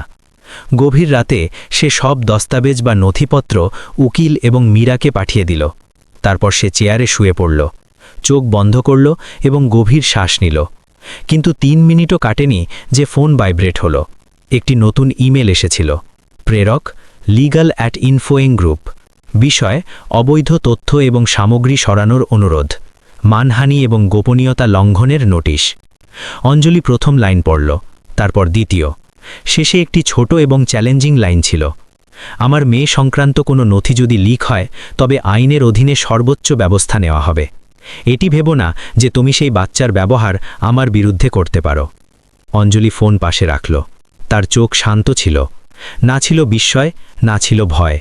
সে ল্যাপটপ খুলল, একটি নতুন ফোল্ডার বানালো এবং নাম দিল সুরক্ষা ইমার্জেন্সি। তারপর সে সব প্রমাণের কপি একটি সুরক্ষিত ক্লাউড স্টোরেজে আপলোড করে দিল। অঞ্জলি নিজে নিজে হাসতে হাসতে বলল, আপনি আমাকে ধমকাতে পারেন মিস্টার মালহোত্রা, কিন্তু এখন আপনি সেই আওয়াজ খামোশ করতে পারবেন না। জানালার বাইরে দূর হাইওয়ে থেকে গাড়ির আওয়াজ আসছিল। এই শহরে অনেক বাচ্চা ভুল বোঝা হয়, কিন্তু অন্তত একটি ফাইল এখন শোনা হতে শুরু করেছে। এবং আরোহী, যাকে এখন পর্যন্ত কিছু জানাও ছিল না, বড়দের দুনিয়ায় আসতে চলা একটি তুফানের কেন্দ্র হয়ে গিয়েছিল। বিক্রমের ভেতরের পরিবর্তন ও গায়ত্রীর শেষ কথা। বিক্রম ফোন সোফায় ফেলে দিলেন এবং দ্রুত করিডোরে পায়চারি করতে লাগলেন। গায়ত্রী আরোহীকে বাগানে তাজা হাওয়ার জন্য নিয়ে গিয়েছিলেন। বিক্রম তাদের দুজনকে দেখলেন। তাদের নজর অনুমান করা কঠিন ছিল। তারপর তিনি ঝটকা দিয়ে ঘুরলেন এবং স্টাডি রুমের দরজা জোরে বন্ধ করে দিলেন। 1 ঘণ্টা পর বিক্রম নিজের ব্যক্তিগত সহকারী এবং উকিল মেহেরাকে ফোন করলেন। কাস্টাডি এবং নজরদারি সংক্রান্ত সব নিয়ম পুনরায় চেক করো। আমি চাই প্রতিটি আইনি লুফল বন্ধ করা হোক। জি স্যার, আমি এক্ষুনি করছি। আরে হ্যাঁ স্যার, সহকারী ইতস্তত করে বলল। আজ সকালে ন্যাশনাল চাইল্ড সাইকোলজি সেন্টার থেকে একটি ইমেল এসেছিল। তারা বিশেষ বাচ্চাদের নিয়ে একটি সেমিনারে আপনার উপস্থিতি এবং স্পন্সরশিপের কনফার্মেশন চায়। বিক্রমের ভ্রু কুঁচকে গেল। ক্যান্সেল করো, সব ক্যান্সেল করো। তাদের বলো আমাকে এইসব মিথ্যা নৈতিকতায় না টানতে। জি স্যার। বিক্রম ফোন কাটলেন, কপাল ঘষলেন এবং কম্পিউটারে আরোহীর মেডিকেল রিপোর্টসের ফোল্ডার খুললেন। সবগুলোতে সেই গোলমেলে কথা ছিল, হালকা ভাষাবিকার, লুকানো মানসিক ক্ষমতা, থেরাপির জন্য আরও সময় চাই। তিনি এই বিশেষজ্ঞদের ওপর জলের মতো পয়সা ঢেলেছিলেন, কিন্তু কখনো রিপোর্ট মনোযোগ দিয়ে পড়েননি। যতক্ষণ তারা এই নিষ্কর্ষ দিত যে বাচ্চার বিশেষ সহায়তার প্রয়োজন, বিক্রমের জন্য এইটুকুই যথেষ্ট ছিল, যাতে তিনি এই কাহিনী বজায় রাখতে পারেন যে বাচ্চাটি সাধারণ নয় এবং নিজের দূরত্বকে জায়েজ বলতে পারেন। এখন যখন তিনি সেই লাইনগুলো দেখছিলেন, তখন প্রতিটি শব্দ তার নিজের অবহেলার প্রমাণ মনে হচ্ছিল, যেন কোনো আয়না তার চুরি ধরছে। সেই সন্ধ্যায় গায়ত্রী লিভিং রুমে এলেন। বিক্রম চা খাচ্ছিলেন, হাতে খবরের কাগজ ছিল, কিন্তু নজর অন্য কোথাও ছিল। আপনাকে এটি জানা উচিত, গায়ত্রী সোজাসুজি বললেন। আজ সকালে আরোহী খেতে মানা করেছে, সে খাবার মাটিতে ফেলে দিয়েছে। বিক্রম আর চোখে দেখলেন, আওয়াজে তিক্ততা ছিল। তো কি হয়েছে? বাচ্চারা প্রায়ই বায়না করে। আমার আসার পর থেকে সে এমনটা কখনো করেনি, আজ প্রথমবার করেছে, এবং আমি কারণ জানি। বিক্রম খবরের কাগজ নিচে রাখলেন। আপনি আবার আমাকে নৈতিকতার পাঠ শেখাতে চলেছেন? না, গায়ত্রী বললেন, আমি শুধু এটি বলতে চাই যে সেই বাচ্চা সংকেত পাঠাচ্ছে সে এখন আর রাগান্বিত নয়, সে হতাশ, এবং এটি সবচেয়ে বিপজ্জনক স্থিতি। বিক্রম দাঁড়িয়ে গেলেন। আমি অনেক শুনেছি, এখনও নয়। গায়ত্রী চালিয়ে গেলেন। আজ দুপুরে আমি চাইল্ড হেল্পলাইন সেন্টার থেকে কল পেয়েছিলাম। তারা কনফার্ম করেছে যে তারা আরোহী সম্পর্কে একজন পরোক্ষ আত্মীয়র কাছ থেকে অভিযোগ পাচ্ছে। আপনি কি জানেন সে কে? বিক্রম থমকে গেলেন। অঞ্জলি, গায়ত্রী বললেন। সে একা নয়। রাত হয়ে গেল। ভিলার হলুদ আলো ছাদে ছায়া বানিয়েছিল। বিক্রম নিজের রুমে টেবিলের ওপর রাখা একটি পুরনো ছবির দিকে তাকিয়েছিলেন। ছবিতে 3 জন লোক ছিল, তিনি, তার পত্নী এবং আরোহী, যখন সে একদম কোলে ছিল। পত্নী বাচ্চাকে বুকে জড়িয়ে হাসছিলেন এবং বিক্রম পেছনে দাঁড়িয়েছিলেন, কিছুটা মাথা নিচু করে। হাসিটা কিছুটা জোরপূর্বক মনে হচ্ছিল। হয়তো পত্নী চলে যাওয়ার পর তিনি বাকি সবকিছু থেকে সম্পর্ক ছিন্ন করে নিয়েছিলেন। তিনি নিজেকে কাজে ডুবিয়ে দিয়েছিলেন। কোটি কোটি টাকার প্রজেক্টস, পার্সোনাল পার্টিজ, শুধু এটি দেখানোর জন্য যে তিনি একজন এমন মানুষ যিনি নিজের শোক ভুলে গেছেন। কিন্তু আরোহীর কাছে সেই শূন্যতা সহ্য করা ছাড়া কোনো বিকল্প ছিল না। আর এখন যখন সে কথা বলতে শুরু করেছে, তখন বিক্রমের বানানো দুনিয়া কাঁপছিল। পরবর্তী সকালে যখন বিক্রম হলে এলেন, গায়ত্রী আরোহীর পাশে বসেছিলেন। দুজনে একটি কমিক বুক দেখছিলেন। আরোহী হাসছিল না, কিন্তু তার চোখে আগের দিনগুলোর মতো হারিয়ে যাওয়া ভাব ছিল না। বিক্রম থামলেন। আমি আপনার সাথে একা কথা বলতে চাই। গায়ত্রী কিতাব বা বইটি নিচে রাখলেন এবং তার সাথে স্টাডি রুমে গেলেন। আমাকে সত্য করে বলুন, যদি আমার উপর অস্থায়ী নজরদারি লাগু হয় তবে কি হবে? বিক্রম সোজা প্রশ্ন করলেন। আপনি আইনি পিটা থাকবেন, কিন্তু আপনার লালন পালনের প্রতিটি পদক্ষেপে নজর রাখা হবে, এবং যদি আপনি বাচ্চাকে মানসিক আঘাত দিতে থাকেন তবে আপনার অধিকার সীমিত করা হতে পারে। বিক্রম ডেস্কের ওপর ভর দিয়ে দাঁড়ালেন এবং গভীর শ্বাস নিলেন। আমি মেলামেশায় ভালো নই, আমি কোম্পানি চালাতে জানি, আমি উঁচু ইমারত বানাতে জানি, কিন্তু বাচ্চাদের সাথে কথা বলতে জানি না। গায়ত্রী হাসলেন না, শুধু বললেন, আপনাকে সবকিছু জানার প্রয়োজন নেই। অনুশোচনা ও পরিবর্তনের শুরু। ব্যাস, এক জিনিস থেকে শুরু করতে হবে, শোনা। বিক্রম হালকা মাথা নাড়ালেন। তার চোখ দুটি ছিল ভারাক্রান্ত। আমি চেষ্টা করব। গায়ত্রী বিক্রমকে এক নতুন স্তব্ধতার মাঝে ছেড়ে দিয়ে ঘর থেকে চলে গেলেন। এটি কোনো অস্বীকারের স্তব্ধতা ছিল না, বরং সেই মানুষের স্তব্ধতা ছিল যে প্রথমবার অনুভব করেছে যে তাকে বদলানো দরকার। তিনি জানতেন না কাল কি হবে, কিন্তু তিনি এতটুকু জানতেন যে যেসব কথা তিনি সবসময় অস্বীকার করে এসেছেন সেগুলোই এখন তার বিরুদ্ধে প্রমাণ হয়ে দাঁড়াচ্ছে। আর যেমনই তিনি বাইরে বেরোতে যাচ্ছিলেন, ফোন ভাইব্রেট করে উঠল। কলটি ছিল শিশু অধিকার কেন্দ্র, মুম্বাই ইউনিভার্সিটি থেকে। বিক্রম ইতস্তত বোধ করে কল রিসিভ করলেন। নমস্তে, মিস্টার বিক্রম মালহোত্রা। আমরা নিশ্চিত করতে চাই যে আগামীকাল সকাল 9টায় আরোহীর লালন পালনের পরিস্থিতির ওপর আপনার পক্ষ রাখার জন্য আপনাকে একটি বন্ধ ঘরের শুনানিতে ক্লোজড হিয়ারিংয়ে উপস্থিত হতে হবে। শুনানিতে অ্যাডভোকেট রাজেশ বর্মা, বিভাগের প্রতিনিধি এবং ডক্টর মীরা আইয়ার উপস্থিত থাকবেন। দয়া করে পূর্ণ প্রস্তুতি নিয়ে আসবেন। এক মুহূর্তের নীরবতার পর অপর পক্ষ থেকে আওয়াজ এলো। আরেকটি কথা, এই শুনানির দাবি যিনি করেছেন তিনি হলেন আরোহী। বিক্রমের হাত মেঝের ওপর জমে গেল। এই বাক্যটি কোনো শেষ সিদ্ধান্তের মতো ছিল। তার 6 বছরের মেয়ে নিজের কথা শোনার দাবি করেছে। তিনি তাকে কখনো এটি শেখাননি, কিন্তু অন্য কেউ তার বদলে এটি করে দিয়েছে, আর এখন জবাব তাকে দিতে হবে। নিচে পিয়ানোর খুব ধীর আওয়াজ প্রতিধ্বনিত হতে শুরু করল। প্রতিটি সুর ছিল ভীতু কিন্তু সত্য। শুনানি ও রূঢ় সত্যের মুখোমুখি। শিশু অধিকার কেন্দ্রের 5ম তলার মিটিং রুমটি খুব বড় ছিল না, কিন্তু বিক্রমের সেখানে নিজেকে অদ্ভুতভাবে ছোট মনে হচ্ছিল। উঁচু ছাদ, সাদা দেওয়াল আর মাঝে একটি লম্বা কাঠের টেবিল। সেখানে 3 জন আগে থেকেই বসেছিলেন। উকিল রাজেশ বর্মা, ডক্টর মীরা আইয়ার, বিশেষ শিশু বিকাশ উপদেষ্টা এবং সমাজ কল্যাণ বিভাগের একজন প্রতিনিধি। বিক্রম ভেতরে পা রাখলেন, টাই ঠিক করলেন, মুখে শান্তি বজায় রাখার চেষ্টা করলেন, কিন্তু ভেতরে আগ্নেয়গিরি জ্বলছিল। সময়মতো আসার জন্য ধন্যবাদ, উকিল বর্মা শুরু করলেন। কণ্ঠস্বর বন্ধুসুলভও ছিল না, আবার রুক্ষও ছিল না। বিক্রম মাথা নাড়লেন এবং টেবিলের ওপর রাখা ফাইলগুলো দেখলেন। শুরু করার আগে আমি পরিষ্কার করে দিই যে এই বৈঠক কোনো মামলা নয়, ডক্টর মীরা বললেন। তার চোখে কঠোরতা থাকলেও নম্রতাও ছিল।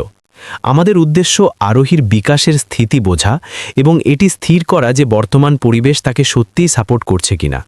এখানে যে তথ্যই শেয়ার করা হবে তা পেশাদার ডেটার সাথে মেলানো হবে। বিক্রম চুপ রইলেন, 2 হাত একে অপরের সাথে জড়িয়ে রেখেছিলেন। ডক্টর মীরা তার দিকে একটি পাতলা ফাইল এগিয়ে দিলেন, যার ওপর লেখা ছিল ব্যবহার ও আবেগগত মূল্যায়ন রিপোর্ট, আরোহী মালহোত্রা।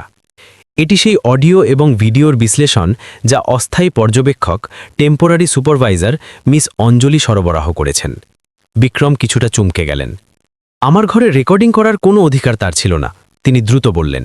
রেকর্ডিং তখন করা হয়েছে যখন অঞ্জলি এবং আরোহী একটি পাবলিক পার্কে পিকনিকে ছিল, উকিল বার্মা জবাব দিলেন। গোপনীয়তার কোনো লঙ্ঘন হয়নি। বিক্রম চুপ হয়ে গেলেন। আমরা 12 ঘন্টার ফুটেজে বাচ্চার শব্দ, মুখের ভাব এবং কথোপকথন বিশ্লেষণ করেছি। ফলাফল বলছে যে তার ভাষাগত দক্ষতা হিন্দি, ইংরেজি এবং ফ্রেঞ্চ তিনটিতেই তার বয়সের তুলনায় অনেক এগিয়ে। ডক্টর মীরা একটি পাতা বের করলেন। এটি একটি কবিতা যা সে পিকনিকের সময় লিখেছে, কোনো সাহায্য ছাড়াই। কাগজের উপর 4টি লাইন পরিষ্কার ছাপা ছিল। আমি কথা বলি না তার কারণ আমি বোবা নই। আমি কেবল ভয় পাই যে যদি বলি তবে আবার চুপ করিয়ে দেওয়া হবে। মানুষ শোনে কিন্তু জবাব কেউ দেয় না, তাই আমি শব্দগুলোকে হাওয়ার মতো ভেতরেই রেখে দিই। বিক্রম সেই ছোট শব্দগুলোর দিকে তাকিয়ে রইলেন। তার মনে হলো যেন হাজারো প্রশ্ন তার উপর বর্ষিত হচ্ছে। তাকে কথা বলা শেখানোর দরকার নেই, মীরা বললেন, তাকে কেবল শোনার দরকার আছে। বিক্রম থুতু গিললেন। টেবিলের উপর রাখা হাত কাঁপছিল। আর এর থেকেও জরুরি, উকিল বর্মা নিজের ল্যাপটপ ঘোরালেন। আপনার এটি দেখা উচিত। স্ক্রিনে একটি ভিডিও প্লে হলো। একটি শান্ত ক্যাফেতে অঞ্জলি আর আরোহী বসেছিল। বাচ্চাটি ড্রয়িং করছিল। অঞ্জলি জিজ্ঞেস করল, তুমি কার ছবি আঁকছ? বাচ্চাটি ধীরে ধীরে জবাব দিল, পাপা। পাপা লম্বা আর স্ট্রিট লাইটের মতো ঠান্ডা। অঞ্জলি হাসল, মাঝপথে থামালো না। বাচ্চাটি বলতে লাগল, পাপা ওপর থেকে সবকিছু দেখতে পান, কিন্তু কখনো নিচে ঝুঁকে দেখেন না। আমি তার ছায়ার নিচে দাঁড়িয়ে আছি, আমার ঠান্ডা লাগে। স্ক্রিন বন্ধ হয়ে গেল। কয়েক সেকেন্ড পর্যন্ত কেউ কিছু বলল না। আমাদের উদ্দেশ্য আপনাকে আঘাত দেওয়া নয়, ডক্টর মীরা নরম সুরে বললেন, কিন্তু যদি আপনি আপনার মেয়ের সাথে নিজের ব্যবহার না বদলান তবে সে যে কোনো রোগের চেয়েও গভীর ক্ষত নিয়ে বড় হবে। বিক্রম দীর্ঘশ্বাস নিলেন এবং তারপর বললেন, এই মিটিংয়ে প্রথমবার। আমি একজন নিখুঁত বাবা নই। আমি জানি না বাবা কিভাবে হতে হয়। ডক্টর মীরা মাথা নাড়লেন। এটি স্বীকার করাই সবচেয়ে প্রথম এবং জরুরি পদক্ষেপ। হৃদয়ের মেলবন্ধন ও প্রথম সঙ্গীত। প্রায় 2 ঘন্টা পর মিটিং শেষ হল। যখন বিক্রম চলে যাচ্ছিলেন, উকিল বার্মা তাকে থামালেন। আরেকটি কথা বিক্রম, আগামীকাল প্রতিভাবান শিশু বিকাশ সংস্থান ইনস্টিটিউট ফর গিফটেড চিলড্রেনের অডিটোরিয়ামে আরোহী পিয়ানোর একটি ছোট্ট পারফরমেন্স দেবে। এটি তাদের বার্ষিক সমারোহের অংশ। সে পারফরমেন্স দেবে? বিক্রম অবাক হলেন। একেবারে। আর সে বলেছে যে আমরা যেন আপনাকে আমন্ত্রিত করি, যদিও এটি বাধ্যতামূলক নয়। বিক্রম হাতের নিমন্ত্রণ কার্ডটির দিকে তাকালেন। হৃৎস্পন্দন এক মুহূর্তের জন্য থেমে গেল। সে রাতে বিক্রম ভিলায় ফিরে এলেন। গায়ত্রী লিভিং রুমে অপেক্ষা করছিলেন। মিটিং কেমন হলো? শোনা কঠিন ছিল। বিক্রম টাই ঢিলে করতে করতে জবাব দিলেন আর চেয়ারে বসে পড়লেন। কিন্তু সঠিক ছিল। তিনি চারদিকে তাকালেন। আরোহী কোথায়? নিজের ঘরে, গায়ত্রী বললেন। সে জিজ্ঞেস করেছিল যে আজ রাতে পাপা কি তার জন্য বই পড়বে। বিক্রম মাথা তুললেন। সে কি সত্যিই জিজ্ঞেস করেছে? গায়ত্রী শুধু হাসলেন, জবাব দিলেন না। বিক্রম উঠে দাঁড়ালেন এবং ধীরে ধীরে সিঁড়ি দিয়ে ওপরে উঠলেন। ছোট ঘর ছিল, হালকা পেস্টেল রঙে সাজানো। আরোহী বিছানায় বসে নিজের পুরনো টেডি বিয়ার ধরেছিল। বাবাকে দেখে সে কিছু বলল না, কিন্তু তার চোখ দুটি চকমক করে উঠল। পাপা, আপনি কি আমাকে পিয়ানো বাজাতে শুনতে চান? সে হাওয়ার মতো ধীর আওয়াজে জিজ্ঞেস করল। বিক্রম মাথা নাড়লেন। সে জানালার পাশে রাখা ছোট পিয়ানোর দিকে এগিয়ে গেল। নিজের আঙুলগুলো কিবোর্ডের ওপর রাখল এবং একটি ধীর মধুর সুর বাজাতে শুরু করল। মাঝে মাঝে সে থমকে যাচ্ছিল, কিন্তু বিক্রম পলক ফেলেননি। যখন সে থামল, বিক্রম স্তব্ধ হয়ে গেলেন। তিনি ধীরে ধীরে কাছে গেলেন এবং তার কাঁধে হাত রাখলেন। কাল আমি তোমার সাথে যাব। আরোহী হাসল, কিছু বলল না। মঞ্চে আরোহী ও বিক্রমের ত্যাগ। পরের দিন সকালে অডিটোরিয়ামে বিক্রমের প্রত্যাশার চেয়েও বেশি ভিড় ছিল। তিনি মাঝের সারিতে বসেছিলেন। টাই আর স্যুট একেবারে নিখুঁত ছিল। তার পাশে অঞ্জলি বসেছিল। সে চুপচাপ বসেছিল, বিক্রমের দিকে তাকাচ্ছিল না, কিন্তু তার নজর গর্বের সাথে মঞ্চে স্থির ছিল। যখন আরোহী বাইরে এলো, স্পটলাইট তার ওপর পড়ল। তার চুলে সোনালি আভা খেলা করছিল। সে একটি সাধারণ সাদা ফ্রক পরেছিল। হাত পিয়ানোর ওপর রাখল। সঙ্গীত প্রতিধ্বনিত হতে লাগল। পশ্চিমা ক্লাসিক্যালের সাথে কিছু এমন সুর মিশানো ছিল যা সে নিজের আবেগ দিয়ে জুড়েছিল। অডিটোরিয়ামে পিনপতন নীরবতা ছেয়ে গেল। বিক্রমের মনে হল যেন প্রতিটি সুর তাকে ডাকছে। না কোনো অভিযোগ, না কোনো রাগ, শুধু একটি খোলা দরজা। যখন সঙ্গীত শেষ হল, করতালিতে অডিটোরিয়াম ফেটে পড়ল। বাচ্চাটি ঝুঁকে অভিবাদন জানালো এবং তারপর মাইক্রোফোনের কাছে গেল। আমি অঞ্জলি দিদিকে ধন্যবাদ জানাতে চাই, আরোহী পরিষ্কার গলায় বলল। তারপর সে এক মুহূর্তের জন্যে থামল এবং পাপা, আসার জন্যে ধন্যবাদ। সবাই ঘুরে বিক্রমের দিকে তাকালো। তিনি স্তব্ধ হয়ে গেলেন। এটিই ছিল প্রথমবার যখন সেই বাচ্চাটি সবার সামনে তাকে পাপা বলে ডেকেছে। শোয়ের পরও ডক্টর মীরা বিক্রমের কাছে এলেন। আমরা জোরপূর্বক নজরদারি, ফোর্সড সুপারভিশনের প্রক্রিয়া আর এগিয়ে নেব না। বিক্রম অবাক হয়ে তার দিকে তাকালেন। এর বদলে যদি আপনি সম্মত হন, তবে আমরা একটি সাপোর্ট প্রোগ্রাম শুরু করব। আপনি নিজের ইচ্ছা কেন বদলে দিলেন? মীরা হাসলেন। কারণ একটি বাচ্চা যে শত শত মানুষের সামনে দাঁড়িয়ে নিজের বাবাকে ধন্যবাদ দেওয়ার সাহস রাখে, সে যে কোনো আইনি ফাইলের চেয়ে বড় প্রমাণ। বিক্রম মাথা নাড়লেন। জীবনে প্রথমবার তার মন হালকা অনুভব করছিল। কিন্তু তখনই তার ফোন ভাইব্রেট করল। তার সহকারীর মেসেজ ছিল। প্রেসের কাছে ফাইল পৌঁছে গেছে, মিটিংয়ের কথা লিক হয়ে গেছে। অনলাইন নিউজে হেডলাইন চলছে, রিয়েল এস্টেট টাইকুন নিজের মুখ জিনিয়াস মেয়েকে অবজ্ঞা করেছেন। বিক্রম স্ক্রিনের দিকে তাকালেন এবং তারপর মাথা তুললেন। তার চোখের ভাব বদলে গিয়েছিল। তাহলে আসল খেলা এখন শুরু হলো। ষড়যন্ত্র ও বিক্রমের পাল্টা আঘাত। পরের দিন সকালে প্রতিটি নিউজ ওয়েবসাইটে খবর ছাপা হলো, বিজনেস টাইকুন বিক্রম মালহোত্রার বিরুদ্ধে সিলেক্টিভ মিউটিজমে আক্রান্ত মেয়েকে অস্বীকার করার অভিযোগ। ট্যালেন্ট সেমিনারে সামনে এলো চাঞ্চল্যকর সত্য। লেখার সাথে আরোহীর পিয়ানো বাজানোর ছবি ছিল, আর নিচে ক্যাপশন ছিল, সোনার খাঁচায় বন্দি বিস্মৃত ছোট্ট পরী। বিক্রম ল্যাপটপ স্ক্রিনে এক একটি শব্দ পড়ছিলেন। তার চোখ পাথরের মতো হয়ে গিয়েছিল। মেজের উপর রাখা ফোন ক্রমাগত বেজে যাচ্ছিল। Board of directors, investors, PR adviser, আমাদের অবিলম্বে বিবৃতি জারি করতে হবে। তার ব্যক্তিগত সহকারী সামির ভেতরে এলেন। চেহারা ফ্যাকাশে হয়ে গিয়েছিল। ইনভেস্টর গ্রুপগুলোতে খবর ছড়িয়ে পড়ছে। এই তথ্যও ভাইরাল হচ্ছে যে আপনি দায়িত্ব থেকে বাঁচতে ভুল মেডিকেল ডায়াগনোসিস কিনেছিলেন। কোনো প্রমাণ নেই। বিক্রম গর্জে উঠলেন। না, কিন্তু জনতা প্রমাণের অপেক্ষা করে না, তাদের শুধু ইমোশন চাই, সামির বললেন এবং কাগজের একটি বান্ডিল বের করলেন। এটি পিআর টিমের প্রস্তাব। যদি আপনি রাজি হন, তবে আমরা একটি ক্ষমা প্রার্থনার ভিডিও জারি করব, যেখানে আপনাকে একজন সংশোধিত বাবা হিসেবে দেখা যাবে। আমরা কি আরোহীকেও সাথে আনতে পারি? সামির পরামর্শ দিলেন। বিক্রম মেজের উপর হাত দিয়ে আঘাত করলেন। আমি আমার মেয়েকে ঢাল হিসেবে ব্যবহার করব না। সামির থেমে গেলেন, কিন্তু প্রতিবাদ করলেন না। বিক্রম বসে পড়লেন এবং কপাল চাপড়ালেন। আমাকে 15 মিনিট দাও, কেউ ভেতরে আসবে না। সামির মাথা নেড়ে বাইরে চলে গেলেন। ঘর শান্ত ছিল, শুধু এসির আওয়াজ আর ল্যাপটপের আবছা আলো ছিল। 15 মিনিট পর বিক্রম অফিস থেকে বেরোলেন। তিনি কিছু বললেন না, শুধু হাতে একটি মোটা ফাইল ধরেছিলেন। পুরো এক্সিকিউটিভ টিমের সাথে একটি ইন্টারনাল প্রেস কনফারেন্স সেট করো আজ দুপুরে, তিনি দ্রুত বললেন। আর উকিল বর্মাকে ফোন করো, বলো যেন আজ সন্ধ্যায় যেন আমার সাথে বিভাগের অফিসে দেখা করেন। কি হতে চলেছে? সামির জিজ্ঞেস করলেন। বিক্রম থামলেন, সরাসরি চোখের দিকে তাকালেন। আমি আর ডিফেন্স খেলব না, এবার আমি চূড়ান্ত আঘাত করব। স্বচ্ছতা ও সত্যের প্রকাশ। সেদিন দুপুরে মহিলা ও শিশু বিকাশ বিভাগের অফিসে বিক্রম, উকিল বর্মা এবং তদন্তকারী কর্মকর্তার মধ্যে একটি অনানুষ্ঠানিক বৈঠক হল। পরিবেশ ছিল উত্তেজনাপূর্ণ। আমি জানি আমি ভুল ছিলাম, বিক্রম শুরু করলেন। কণ্ঠস্বর ছিল গভীর। কিন্তু সবকিছু তেমন নয় যেমনটা খবরের কাগজে লেখা হয়েছে। আমি এখানে সাফাই দিতে নয়, বরং সবকিছু স্বচ্ছ করতে এসেছি। তিনি ফাইলটি মেঝের উপর রাখলেন। এটি গত 3 বছরের সব মেডিকেল রেকর্ডের কপি। এতে দেশ এবং বিদেশের মনোবিজ্ঞানীদের সাথে হওয়া ইমেলও আছে। কিছু অংশে আপনারা দেখবেন যে আমি ডায়াগনোসিস পুনরায় যাচাই করার দাবি করেছিলাম, কিন্তু ডাক্তাররা মানা করে দিয়েছিলেন এবং বলেছিলেন যে দরকার নেই। উকিল বর্মা ফাইলটি খুললেন এবং দ্রুত পড়লেন। আর এটি? বিক্রম একটি পেন ড্রাইভ বের করলেন। আমার এবং ডক্টর খান্নার কথোপকথনের রেকর্ডিং, যিনি আরোহীর থেরাপি উপদেষ্টা ছিলেন। এতে তিনি স্বীকার করেছেন যে তিনি আমার পরিবারের সোশ্যাল ইমেজের চাহিদা অনুযায়ী ডায়াগনোসিস হালকা করে দিয়েছিলেন। আপনি এটি কি জনসমক্ষে প্রকাশ করতে চলেছেন? বিভাগের প্রতিনিধি ভ্রু কুঁচকে জিজ্ঞেস করলেন। বিক্রম মাথা নাড়লেন।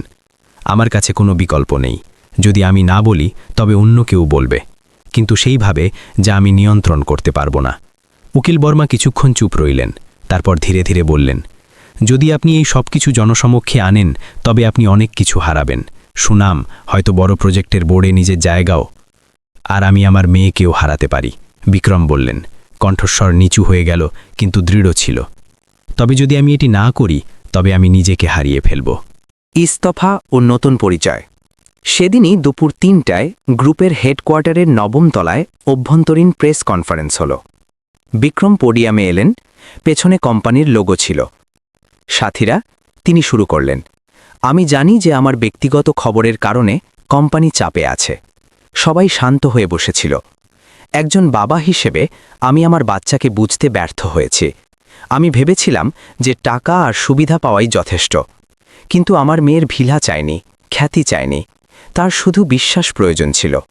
তাকে সে যেমন তেমনই গ্রহণ করা উচিত ছিল। তিনি থামলেন, নজর সরিয়ে নিলেন না। আজ আমি ঘোষণা করছি যে আমি সব প্রত্যক্ষ কার্যনির্বাহী পদ থেকে ইস্তফা দিচ্ছি এবং দায়িত্ব ডেপুটি সিইওকে অর্পণ করছি।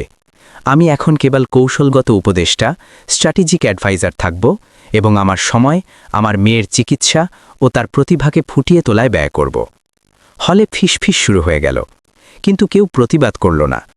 কিছুক্ষণ নীরবতার পর একজন বয়স্ক ব্যক্তি দাঁড়িয়ে উঠলেন। Mister Tandon, senior adviser. Vikram, তিনি ধীরে ধীরে বললেন, আমি তোমাকে তখন থেকে চিনি যখন তুমি একজন সামান্য সেলসম্যান ছিলে। তুমি তোমার জেদ আর বুদ্ধিমত্তা দিয়ে সব কিছু জিতেছ। আজ তুমি হারনি, তুমি আজ সবচেয়ে কঠিন জিনিসটা জিতেছ, নিজেকে। বিক্রম মাথা নিচু করলেন। সে রাতে আরোহী নিজের ঘরে ঝুঁকে একটি ছোট খাতায় কিছু লিখছিল। বিক্রম নক করে ভেতরে এলেন। কি লিখছ মা? গল্প। সে মাথা না তুলেই জবাব দিল। অঞ্জলি দিদি বলতেন, যখন মন খারাপ হয় তখন লিখে ফেলা উচিত, মন হালকা হয়ে যায়। পাপা কি পড়তে পারে? আরোহী খাতাটি এগিয়ে দিল। বিক্রম খুললেন। সুন্দর হস্তাক্ষরে লেখা শব্দগুলো দেখা গেল। আগে পাপা ফ্রিজের মতো ছিলেন। পাপা খারাপ ছিলেন না, শুধু ঠান্ডা ছিলেন। কিন্তু এখন পাপা রোদের মতো। রোদ গরম হয়, কিন্তু তাতে গাছ বড় হয়। আমি রোদের কাছে থাকতে চাই। বিক্রম কিছু বলতে পারলেন না। তিনি শুধু বসে নিজের মেয়েকে শক্ত করে জড়িয়ে ধরলেন। যখন রাত গভীর হল, বিক্রমের ফোন আবার ভাইব্রেট করল। একটি নামহীন মেসেজ ছিল। কেউই তোমাকে শান্তিতে থাকতে দেবে না। তোমার মনে হচ্ছে তুমি মহান হয়ে গেছ। কাহিনী মাত্র শুরু হয়েছে। বিক্রম শব্দগুলো দেখলেন। কোনো নম্বর নেই, কোনো পরিচয় নেই। তিনি মেসেজটি ডিলিট করে দিলেন। কিন্তু মাথায় এমন যন্ত্রণা শুরু হলো যেন কেউ স্নায়ুগুলোকে নিংড়ে দিচ্ছে। কিছু একটা তো ছিল যা এখনও শেষ হয়নি। ক্ষমা ও নতুন জীবনের সুর। প্রেস কনফারেন্সের পরের প্রথম সকালে জুহুর সেই আলিশান ভিলায় সেই শীতলতা ছিল না যা সাধারণত সেখানে থাকত। হাউসকিপার সুনিতা আজ তাড়াতাড়ি পর্দাগুলো খুলে দিয়েছিলেন, আর রোদ লিভিং রুমে ছড়িয়ে পড়ে শেলফে রাখা পুরনো পারিবারিক ছবিগুলোকে উজ্জ্বল করে তুলছিল। বিক্রম এখনও তার গতকালের পোশাকেই ছিলেন। শার্ট কুঁচকে ছিল, কারণ তিনি সারা রাত ঘুমাননি। তিনি সোফায় চুপচাপ বসেছিলেন। তার চোখে এখন আর ঘাবড়ানি ছিল না, বরং এক গভীর চিন্তা ছিল যা তিনি এখনও শব্দে রূপ দিতে পারেননি। দরজায় হালকা টোকা পড়ল। পাপা, আমার খিদে পেয়েছে। আরোহী। তার গলা ছিল ধীর কিন্তু পরিষ্কার। এটি এখন আর সেই কুকড়ে যাওয়া ফিসফাস ছিল না, আর না দরজার পেছন থেকে বলা কোনো ভীতু কথা। বিক্রম উঠে দাঁড়িয়ে দরজা খুলতে গেলেন। আরোহী হালকা ফুলের প্রিন্টের ফ্রক পরেছিল আর হাতে নিজের টেডি বিয়ার ধরেছিল। তুমি কি খেতে চাও? বিক্রম নরম গলায় জিজ্ঞেস করলেন। বাটার টোস্ট আর হাফ ফ্রাই এগ, একদম তেমন যেমনটা অঞ্জলি দিদি বানাতেন। বিক্রম হাসলেন। তাহলে আজ পাপা অঞ্জলি দিদির মতো বানানো শিখবেন। নাস্তা বড় ডাইনিং হলের বদলে কিচেনেই হলো। আরোহী উঁচু চেয়ারে বসে ড্রয়িং করছিল আর অপেক্ষা করছিল, যখন বিক্রম ফ্রাইং প্যানের সাথে যুদ্ধ করছিলেন। ডিম উল্টাতে উল্টাতে বিক্রম জিজ্ঞেস করলেন, তুমি কি আমাকে ক্ষমা করে দিয়েছ? আরোহী মাথা তুলল না। আমি রাগ করিনি, শুধু একটু মন খারাপ ছিল। কিন্তু অঞ্জলি দিদি বলেছিলেন যে কেউ চাইলে আবার শিখতে পারে। বিক্রম চুপ রইলেন। কথাটি খুব সাধারণ ছিল, কিন্তু কোনো আয়নার মতো ছিল, যাতে সব কিছু দেখা যাচ্ছিল যা বিক্রম এতকাল দেখতে চাননি। প্রতিশ্রুতি ও আত্মোপলব্ধি। সেদিন সন্ধ্যায় বিক্রম ইয়াং ট্যালেন্ট ডেভেলপমেন্ট সেন্টারে গেলেন, যেখানে ডক্টর মীরা আরোহীর জন্য বিশেষ কার্যক্রম তদারকি করছিলেন। অঞ্জলিও সেখানে ছিল। সে ঘরের অন্য কোণায় দাঁড়িয়ে নতুন বাচ্চাদের গ্রুপের জন্য মিউজিক নোটস তৈরি করছিল। বিক্রম ধীরে ধীরে তার কাছে গেলেন। আপনার উপর আমার ধন্যবাদের চেয়েও বড় ঋণ রয়েছে। অঞ্জলি তার দিকে তাকালো। ঠোঁটে খুব হালকা হাসি ছিল। আমার ধন্যবাদ চাই না, আমি শুধু চাই আপনি আরোহীকে দেওয়া প্রতিশ্রুতি রক্ষা করুন। বাকি আমি ভুলে যেতে পারি। যা আমি করেছি বা যা আপনি করেছেন তাকে কখনো পূর্ণ মানুষ হিসেবে না বুঝে। তারপর সে আরোহীর দিকে তাকালো, যে একটি ছেলের সাথে ভায়োলিন বাজানোর চেষ্টা করছিল। আপনার নজরে পরিবর্তন এসেছে। বিক্রম মাথা নাড়লেন। আমি তাকে সবসময় একটি প্রত্যাশা বা প্রজেক্ট হিসেবে দেখতাম। এখন আমি তাকে একজন বাবার মতো দেখা শিখতে চাই। অঞ্জলি চলে যাচ্ছিল, কিন্তু ঘর থেকে বেরোনোর আগে ঘুরে দাঁড়ালো। যদি কোনোদিন আপনার তার গানের জন্য পিয়ানোতে সঙ্গত করার প্রয়োজন হয়, তবে আমাকে ডেকে নেবেন। শেষ সঙ্গীত ও চিরস্থায়ী বন্ধন। 1 সপ্তাহ পর ভারতীয় শিশুদের ভবিষ্যৎ সম্মেলনে মঞ্চে আরোহীকে উদ্বোধনী উপস্থাপনার জন্য আমন্ত্রিত করা হলো। মঞ্চ ছিল সাধারণ, কোনো জাঁকজমকপূর্ণ আলো নেই, শুধু মাঝখানে একটি পিয়ানো আর একটি মাইক্রোফোন রাখা ছিল। বিক্রম প্রথম সারিতে বসেছিলেন, তার পাশে অঞ্জলি, ডক্টর সুরেশ, মীরা আর কিছু মিডিয়া প্রতিনিধি ছিলেন। যখন আরোহী মঞ্চে এলো, দর্শকরা ধীরে ধীরে শান্ত হয়ে গেলেন। সে কোনো ফ্যান্সি গাউন পরেনি, শুধু একটি সাধারণ সাদা ড্রেস আর চুল পরিপাটি করে বাঁধা ছিল। সে চেয়ারে বসে মাইক ঠিক করল এবং বলল, আমার নাম আরোহী। আগে আমার কথা বলতে ভালো লাগতো না, কারণ কেউ সত্যিই শুনত না, কিন্তু একজন মানুষ আমাকে শুনেছেন, আর এখন আমি সেই গানটি গাইতে চাই যা আমাকে কথা বলতে সাহায্য করেছে। সঙ্গীত শুরু হলো। মেক ইউ ফিল মাই লাভের হিন্দি অনুবাদ। আরোহীর কণ্ঠস্বর কাঁচের মতো পরিষ্কার ছিল। কারিগরি দিক থেকে একদম নিখুঁত না হলেও এত সত্য ছিল যে পুরো হল মন্ত্রমুগ্ধ হয়ে গেল। বিক্রম মাথা নিচু করে নিলেন, যাতে কেউ তার জল ভরা চোখ দেখতে না পায়। যখন গান শেষ হলো, তখন করতালির শব্দ অনেকক্ষণ ধরে প্রতিধ্বনিত হতে লাগল। কিন্তু যে জিনিসটি বিক্রমকে স্তব্ধ করে দিল তা করতালি ছিল না, বরং মঞ্চ থেকে বিক্রমের দিকে তাকানো আরোহীর সেই দৃষ্টি ছিল, যাতে এখন ভরসা আর আপনত্ব ছিল। কোনো ভয় নেই, কোনো দূরত্ব নেই, শুধু ভালোবাসা, যা প্রথমবার অনুবাদ ছাড়াই বোঝা যাচ্ছিল। ফেরার পথে বিক্রম কারের দরজা আরোহীর জন্য খুলে দিলেন। যখন সে সিট বেল্ট লাগাচ্ছিল, বিক্রম বললেন, আরোহী, পাপা কিছু জিজ্ঞেস করতে চায়। জি, যদি তোমার পছন্দ হয় তবে আমি চাই তুমি আনুষ্ঠানিকভাবে গিফটেড ট্যালেন্ট প্রোগ্রামে ভর্তি হও। তারপর তিনি দ্রুত যোগ করলেন, কিন্তু শুধুমাত্র তখনই যখন তুমি সত্যিই চাইবে। পাপা তোমাকে লোকজনকে দেখাতে চান বলে নয়। আরোহী মাথা কাত করে ভাবল, তাহলে আপনি কি কথা দিচ্ছেন যে আমি যদি ক্লান্ত হয়ে যাই তবে আমি ছুটি নিতে পারি? বিক্রম মাথা নাড়লেন, কথা দিলাম। ঠিক আছে, আমি তৈরি, কিন্তু আমাকে ড্রয়িং আর হিপহপ ডান্সও শিখতে হবে। দুটোই? হ্যাঁ, আমি সব কিছু পরখ করে দেখতে চাই, যাতে বুঝতে পারি আমার কি পছন্দ। বিক্রম জোরে হেসে উঠলেন, এখন আমার মনে হচ্ছে তুমি একদম আমার ওপর গিয়েছ। আরোহী মুখ ভেঙালো, একদম না, আমি পাপার মতো শুধু জেদের ব্যাপারে। দুজনেই খিলখিল করে হেসে উঠলেন। সে রাতে বিক্রম নিজের স্টাডি রুমে একা বসেছিলেন। তিনি সেই মোটা মেডিকেল ফাইলটি আবার খুললেন, যা তিনি কখনো নিজের ঢাল হিসেবে ব্যবহার করতেন। এবার তিনি সেটি একজন বিশ্লেষকের নজরে নয়, বরং একজন বাবার নজরে পড়ছিলেন, যে নিজের মেয়েকে বুঝতে চায়। ফাইলের শেষে আরোহীর একটি সেলফ অ্যাসেসমেন্ট বা আত্মমূল্যায়ন ছিল, যা অঞ্জলি তাকে লেখার জন্য উৎসাহিত করেছিল।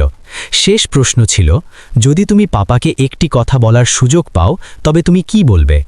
আরোহীর জবাব ছিল একটি সরল বাক্য, আমি চাই পাপা আমাকে সেই সঙ্গীতের মতো দেখুন, যা শোনা হয়, সেই প্রজেক্টের মতো নয়, যাকে ঠিক করতে হয়। বিক্রম ফাইল বন্ধ করে দিলেন। তার মাথা থেকে সব শোরগোল গায়েব হয়ে গেল। শুধু সকালের সেই গানটি বাজছিল, পরিষ্কার, সত্য এবং প্রত্যাশায় ভরা। পরের দিন ভিলার ছোট লিভিং রুমে, যেখানে কখনো নিস্তব্ধতার রাজত্ব ছিল, বিক্রম আরোহীর জন্য একটি নতুন ইলেকট্রিক পিয়ানো আনালেন। পাপা বাজাতে জানেন না, বিক্রম বললেন, কিন্তু যদি তুমি শেখাও তবে আমি শিখব। আরোহী হাসল, তাহলে ঠিক আছে, শুধু একটি সুর দিয়ে শুরু করি। কোন সুর? সোনার সুর। বিক্রম হেসে দিলেন, শোনা খুব কঠিন কাজ, কিন্তু আমার মনে হয় এখন আমি করতে পারব। আরোহী বসে একটি সুর বাজালো। বিক্রম তার পাশে বসে পড়লেন, আর প্রথমবার সেই ঘরে, যা কখনো পাথরের মতো ভারী লাগত, সঙ্গীত প্রতিধ্বনিত হতে লাগল। কাউকে প্রভাবিত করার জন্য নয়, বরং হৃদয়কে জোড়ার জন্য। নমস্তে বন্ধুরা, আপনারা পৃথিবীর কোন কোণ থেকে এই কাহিনী শুনছেন? কমেন্টে আপনার শহর বা দেশের নাম লিখে আমাদের অবশ্যই জানাবেন। আরোহী এবং তার বাবার এই আবেগঘন কাহিনী আপনাদের কেমন লাগলো? এটি কি আপনাদের হৃদয়কেও ছুঁয়ে গেছে? আপনাদের মতামত আমাদের সাথে শেয়ার করুন। আমরা মন থেকে দোয়া করি যে আপনারা যেখানেই থাকুন সুরক্ষিত থাকুন, সুস্থ থাকুন, আর আপনাদের জীবনে সবসময় সুখ শান্তি বজায় থাকুক। আর হ্যাঁ, যদি আপনাদের কাছেও এমন কোনো হৃদয়স্পর্শী বা অনুপ্রেরণামূলক কাহিনী থাকে তবে তা কমেন্টে আমাদের সবার সাথে অবশ্যই শেয়ার করুন। আপনার কাহিনী অন্য কারো মুখে হাসি ফোটাতে পারে বা তাদের সাহস দিতে পারে। নিজের খেয়াল রাখবেন।